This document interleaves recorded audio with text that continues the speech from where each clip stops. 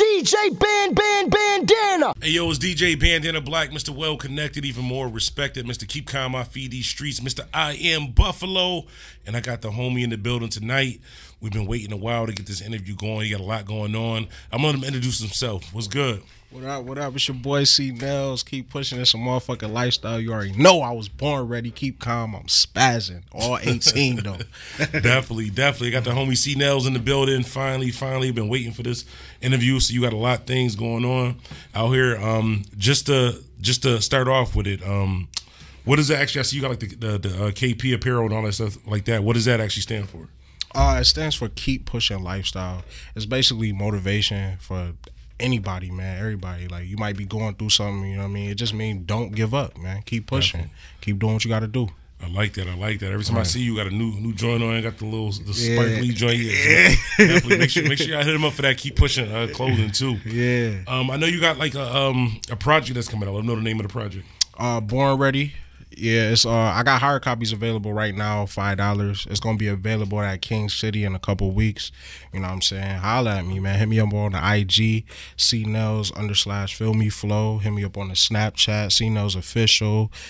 I'm everywhere. CNellz on Facebook, Nellzy World on my artist page. Holla at me. Definitely reachable. I like that. Right. With the title Born Ready, let them know a little bit like what's behind that. Born Ready, originally, it's crazy, man, because originally it was called Born For This, you know what I mean? But I was hollering at Nov about it because, you know, he my engineer and shit. Yeah. And he was like, nah, man, that's too long. You want to make it short and simple, you know what I'm saying? And I was like, what the fuck I'm gonna name it, you know what I mean? And then he was like, I don't know, man, I was like, born, and he was like, ready.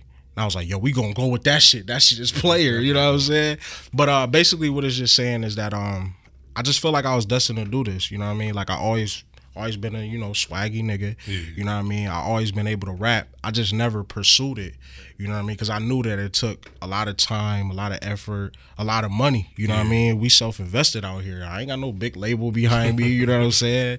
It's hard, you know what I'm saying? But I love it though, so I ain't gonna stop, you know what I mean? Definitely. One of the things that I like to point out too, that I like that you said that you put a lot of money into, a lot of investment into what you're doing. A lot of artists don't understand that. Like a lot of artists be thinking like, oh, because I'm hot, whatever like that's just it. Like, yo, I'm the hottest artist in the world. That's just it. Like, no, you gotta really invest and put things behind it. One of the things I like that you do, I don't know if I ever told you this, is even like with the branding, like how every time I see you got like the Keep Pushing clothing or the Born Ready, something like that. And I learned that from it's crazy. Actually, Dame Dash years ago when he had that Ultimate Hustler show. He was basically saying, like, he don't come outside the house unless he's wearing something that has his name on it, either a clothing company that he owns or Rockefeller, his name or something like that, because that's a part of the brand. And when people keep seeing that, keep pushing, keep seeing the branding of it, that goes a long way. And people don't really understand that. It's just the looks of it, the visual of it. So say you might do a show or something like that. They might not remember your name. They might remember the lyrics or whatever you're doing. They just remember, yo, I went to this show, the joint was dope, and you had on that KP. The next time you had somewhere else, they see it in the brand, and it's kind of, it's like brand recognition. I learned that like a long time ago. That's good that you actually do that. If you look at like even like with my Instagram, every picture has my DJ Bandana Black logo on like that. I learned that a long time ago. And that's the reason why even like companies like Pepsi, Coca-Cola have like that logos, and it's definitely definitely a good thing. You could tell that you really did your research and really taking it serious. Right. At what age? What made you get into music? Like what age did you get into music? What made you get into it? Actually, I want to say since I was a little kid, it started out as just beatboxing. Oh, okay. And then I'm real good at writing. You know what I mean? Like, you know, I don't really tell a lot of people this, but you know, we doing an interview, so I'm gonna just let y'all know. You know what I mean? But I also write poetry. You know what I mean? That's what crazy. That's what it really started from. And then the one day I was like, let me try to rap. You know what I mean? Because like as a little kid, I was born in '91, so as a little kid, I was watching like people like Criss Cross, Jermaine Dupri, fucking even Bow Wow. You know what I'm saying? Like, no, on some real. I'm keeping it 100 though. You know what I'm saying? Because I was a kid, so I'm looking at other kids. You know what I mean? Doing what they do. You know what I mean? But that's pretty much like that. That's what gave me the motivation to rap. Just seeing other kids do it, and then being good with the pen already. You know what I mean? So really, but I want to say, when I was 12 was the first time I went to a studio. It was a little studio with the homies in the basement and shit like that. And my problem was always I was putting too many words in my lines, you know what I mean? So I was always real hard on myself about that. and then eventually, you know, the rhyme scheme and just being on beat, it just came along with time. You know what I mean? Yeah. And that's crazy that you said the part about poetry. Like I don't never said this either. I actually started. My mom's a poet, so she like taught like poetry classes and with different stuff like that. And that's actually a gift that I got from her. I actually, even to this day, still write poetry. I don't ever like say it or anything else like that. Oh, but okay. I started off doing poetry, then I started off rapping, then doing the studio, then DJing and all of that. But that was the basis of how I got started, even in this whole industry, was doing just like poem and poetry and stuff like that. So that's crazy. Wow. That you said I ain't know that. Yeah. I ain't know that. That's what's up. You learn something new every day. I'm actually better as a poet than anything else, DJing, rapping, anything else. Word, Yeah, word, that's word. definitely a good thing. Yo, shout out to G Wills, baby. Definitely. Shout out to your little man too. Let him know you in the building. Hell yeah. We got Young Ready in the building. You want to say something? No, you can't. No, now you gotta say something. No. Say what's up. Say what's up. Hello. Say what's up. Say what's up. Say. My name is Young Ready, aka Kai, 2 Fly Kai. I'm not saying no. Hey, he a little shy, y'all. I'm trying to break him into it, man. That's why I got him with me right now, man. Shout out to Embrace Hate. Shout out to Mo Bailey, T Ferg. You know what I mean? Keep pushing it. Originally started from T Ferg. He also got a single out called Keep Pushing. You can find it on Pandora, everywhere, Spotify, Tidal, everywhere, man. For real, man. Actually, it's actually a story behind that too. I was going through a lot, you know what I mean, a couple years ago. And depression is real, bro. You know what I mean? When your pockets ain't right, your chick is not acting right, you know what I mean? Like, just ain't nothing going right for you, you know what I mean? You lose your job, you know what I mean? You might be out there hustling and licks calling, you ain't got to work, you know what I mean? Like, yo, it be real. No, seriously, man. That's why a lot of these little niggas is robbing, you know what I'm saying? Like, it's easier to just take something than to go out and work, you know what I mean? Anyway, long story short, Ferg, he already had something going, but that's always been the homie, you know what I'm saying? And he gave me motivation to do what I do. He had it was a song called Mob, motivated off being broke. I heard the joint, and I was like, damn, like I ain't know it was him, because like the type of music that he usually make, it wasn't that, you know what I mean? So when I heard that, I was like, yo, this Ferg? I'm like, yo, what? Like, you know what I'm saying? And it hit me. I was like, yo, I feel like I could bring something to this. So I told Mo, I was like, yo, let him know that I'm trying to get on this joint. I know he doing his thing. If he don't want to fuck with me on it, it's cool. You know what I'm saying? He's like, just call him yourself. You know what I mean? I was like, nah, you ask him. You know what I mean? Because they was already in business doing what they was doing. And then so he said something to him. Ferg called me. He was like, yeah, man, you always been the homie. You been around this, that, and the third. Jump on the joint. Do what you do. I hit up T, man. I was like, yo, I got this verse for the Mob joint. I'm about to hop on there. Boom, laid my verse down. Literally like 5 minutes after I laid the verse down, Ferg was like, yo, I'm around the corner. Could I come up there and hear it? Oh, sure.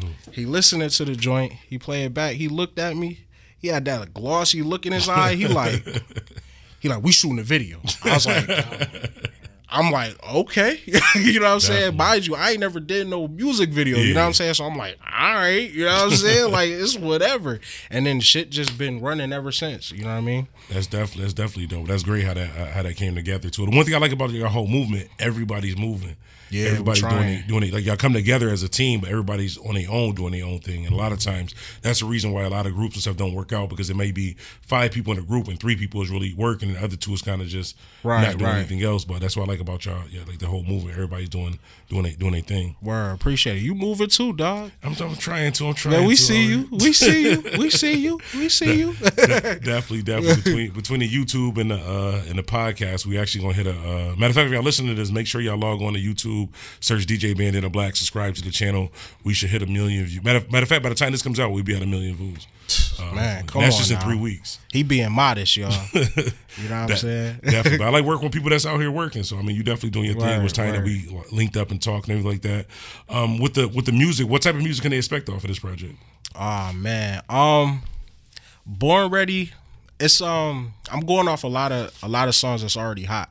Oh, okay. From 2017, some in 2018, and then I got a couple original songs on there. Yeah. It's a mixtape, so I can do what the fuck I want. You know what I'm saying? But basically, like, it's just basically what I'm doing is I'm taking what's already hot, cause like I notice like the listeners, like if something is already like, people follow waves, right? Yeah.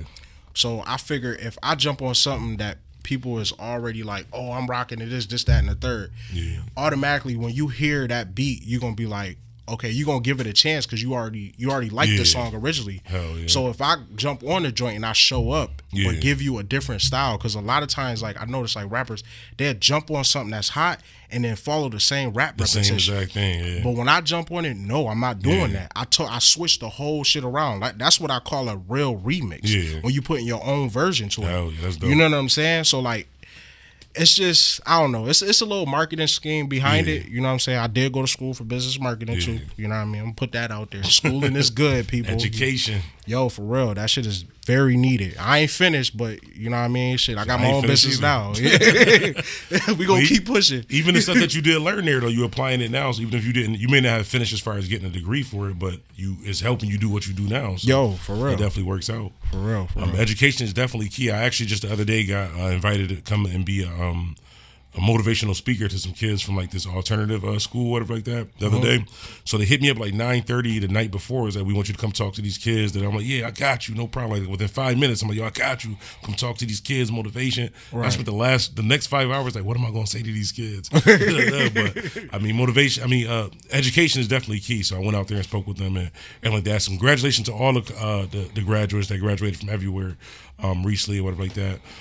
Back with the music, like what's the ultimate goal with this? Like, do you want to get hot, get a deal, get hot, stay independent? I always ask artists that. Like, if you could choose right now, if you had $1 million on the table to sign with any label, or you can grind out the next year and make $1 million doing independent, like which way is you gonna go? That's hard to say. You know what I mean? Because I'm gonna be real with you, man. When it's self-invested, man, it's like it's ups and downs. You might be up at one point because, in all actuality, man, it's real shit going on out here. You know what I mean? I got other bills. You see, I got Young Ready with me right now. This nigga costs. This nigga got an iPhone, man. You know, he 8 years old. You know what I'm saying? Definitely. So like, I'm not gonna lie. Like, if I was given an opportunity where somebody's gonna put some finances behind me, I'm gonna look into it. I'm not about to just say no. You know what I'm saying? But it's got to be right. You know what I mean? And I'm not no fool either. You know what I mean? So it's got to be where as though like it's an equation. I want a partnership. I don't want that whole, what's that shit, 360 and all that crazy shit. That's the thing that I disagree about with the 360. Like I said, I ask artists this all the time like that. The thing that I like, that you didn't just, usually artists say off back, no, I'm just staying independent. You said basically if it makes sense, right, then you would do it. So at least you leave that option open. Right. Like with a 360 deal, if you really look at it, like album sales like years ago was basically like off of like CDs, hard copies. It wasn't really the internet like that. So labels was able to calculate and really predict how much money it's gonna make back and get their money back. So if you a label, say if I'm a label and I sign you for $1 million like that, and it's just based off of sales, I'm probably not gonna see that money back for the next 5-6 years, depending on how many albums you do. So 360 deal is not always bad. It's just that I put it like this: would you rather? And I'm not saying just for you, just for people that's listening. Would you rather 100% of nothing or 10% of you know what I'm saying, of something? So you can have 100% of you making $100,000 a year, or 10% of $100 million a year. Right. You might not own, you only own 10% of it, but look at that amount of money that you getting. But look at that, what they're putting into you too. And the reason why I say a 360 deal is good, because, well, it's something to look at, is because they're getting paid off of everything that you do. So they're going to try to get you into everything. So they're going to try to get you into movies, commercials, clothing, different stuff that you might not have been able to do on yourself just doing music independently, because their bottom line is, I want to make some bread.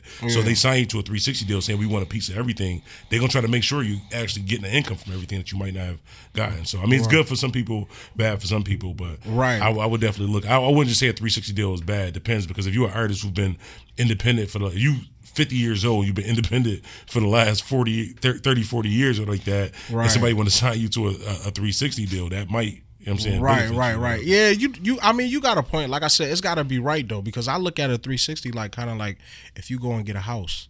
You know what I'm saying? When you go get a house, you get that, you got your credit, you know what I'm saying? But you ain't got that, $150,000 that it costs for the house. So you in debt for 30, 40 years, you know what I'm saying? Unless you fuck around and get hit by a bus or something.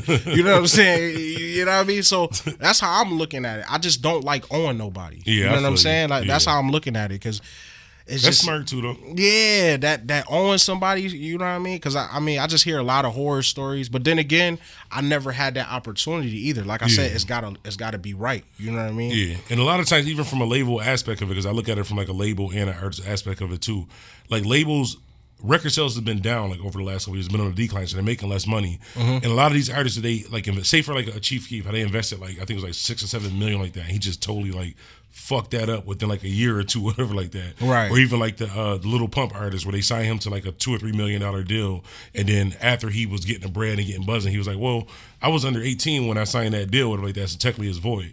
So now they can't even get their money back because they basically signed a deal with a minor, not knowing it at the time like that. And then it was a bidding war. He wound up signing right back to the same label, but for like double the amount of money. So it's like, damn, we already lost $3 million on you. We got to give you another $6 to try to make the money back. It's like he got a great manager. Not even, but as a label, when you keep taking falls like that, or even like the Bobby Smurder, you put all this money into an artist, and not saying it's his fault, but at the end of the day, you can't get that money back. Right. Artists like Kodak Black, you put money into him, he go to jail. He could have went to jail for the rest of his life, or NBA YoungBoy. So when you a label, you got to look at it like a 360 deal is going to be better because chances are I'm going to get that money back quicker. Right. You know what I'm saying? Because I'm going to get a piece of everything. So it's pros and cons to both of them. Right. Another thing I like to ask artists too, just to get back on the music, if you could get a beat from any producer in the world, like anybody, who would you get a beat from? Just like, damn, it's got to just be one. Just one. Damn. And it's free too. Damn, that's hard. And you own the rights. hold on. Shit. What you think, Kai? What was the question? See. If you can get a beat, from any producer. What's your favorite producer or something? Yeah. Like, what producer should he get a beat from? Oh, I don't know. I don't know any producers. Oh man, you know what? One. I want to say, I'm trying to think about who would just go with me well though. I want to say Timberland, man. I want to say Timberland. I was hoping you didn't say Kanye. That's a different story. Oh no. I mean, no shade against what he doing. You know what I'm saying? Like he's great. You know what I mean? He living good. You know what I mean? So, but I would say Timberland. Yeah, I think that's smart. I would say either Timberland or the Neptunes. You guaranteed to have a hit single pretty much. Yeah, that's what I'm saying. That's what that's crazy that you said that because I was debating between him and Pharrell. You know what I mean? But I kind of like Timberland better as I like his beats better than Pharrell, because a lot of times like I couldn't, even though like I could rap too, a lot of them beats that the Neptunes make, it just be so much going on in there, I probably couldn't catch up with it. But and a lot of people don't know, man, Timberland, he's still like, he do a lot for like a lot of these artists, but he just kind of stand in the shadows now. Like, you know, like back in the day, you would see him in the video with Missy Elliott saying his little on the beat, you know what I'm saying? But like, yo, that man is a beast, man. I came up listening, like, yo, Missy Elliott, man, he did some things for her, bro. I don't think I've never heard a whack beat from Timberland. That's right. Like, usually every producer had that one beat where you're like, yeah, I don't know. That's what I've ever heard a whack beat from Timberland. Yo, that's what I was saying. That was a good choice. Yeah. And if you had to sign to a label, what label would you sign to? Like, if they say you have to sign to a label, you can't do independent, which label would you go with and why? That's another good question. Yeah, I would say. I want to say Def Jam. I want to say Def Jam. That would be good. Though. I want to say Def Jam. But why though? Yeah, why? I mean, all the people I know that went to Def Jam, man, they doing good, man. They did good. Yeah, I think like back in like the 90s, 2000s, yeah, but I haven't really seen anybody successfully, like super successfully recently from Def Jam. Once they changed like the leadership and everything. Isn't DJ Envy here in A&R for them, ain't he? I have no idea. I could have sworn. Maybe he might be. Yeah. But either way, that's kind of smarter than like saying like, and nothing's wrong with signing to another artist, but when you can sign directly to the label, you got a better chance, and you can make more bread.